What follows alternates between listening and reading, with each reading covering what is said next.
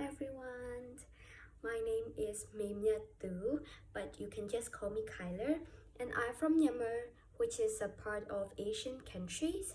And now I'm currently studying at Rangsit University summer semester, and this will be my first year because I just arrived at Rangsit on June 2022. Yeah, and I'm currently studying, and my major is biomedical science.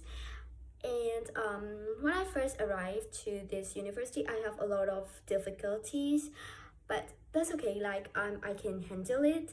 And before coming to Rangsit University, I used to teach online classes. I used to work as an assistant teacher, and I teach a lot of students youngsters or adult learners.